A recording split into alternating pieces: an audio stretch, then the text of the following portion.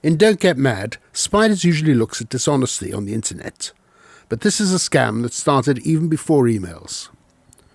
Back in '95, I received an envelope from Nigeria.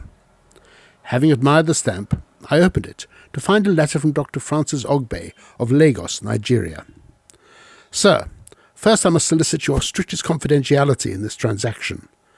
This is by virtue of its nature as being utterly confidential and top secret. We are top officials who are interested in funds currently trapped in Nigeria. We have identified a fund floating in the Central Bank of Nigeria ready for payment. However, by virtue of our positions as civil servants, we cannot acquire the money in our names.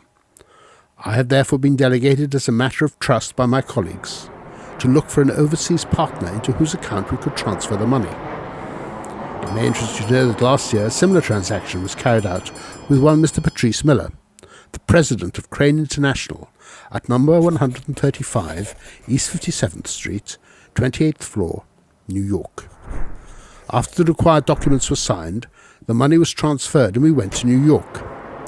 We were reliably informed that Mr. Patrice Miller was no longer at that address, while his telephone and telex numbers had been reallocated to somebody else.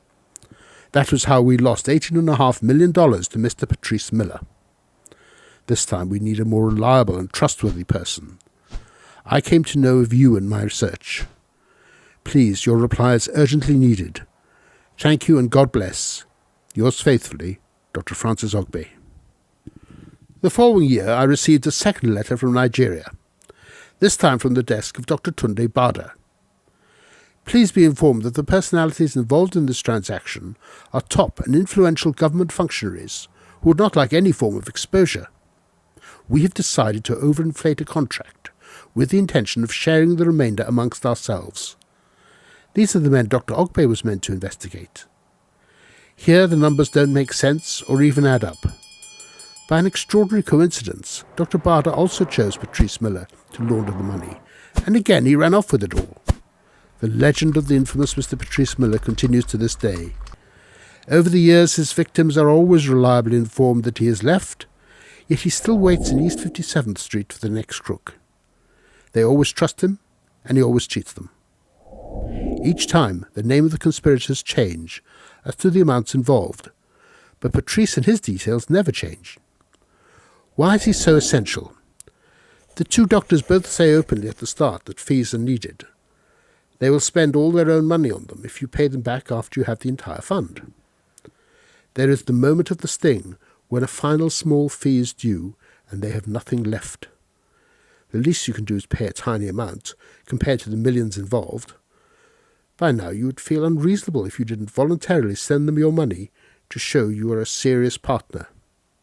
Should you hesitate, Patrice's example exists to remind you that instead of just having 30% of a fortune, you could take it all. Letters being sent like this are now just a distant memory. Not as clumsy or random as getting your bank details to hack into your account. These were elegant scams from a more civilized age. I miss the Nigerian stamps. There's a saying that you can't cheat an honest man, but honest men and women are cheated around the world every day. However, if you think you have such a reputation for honesty that self-confessed crooks would invite you to steal from their country, Patrice Miller is a legendary trickster who awaits you.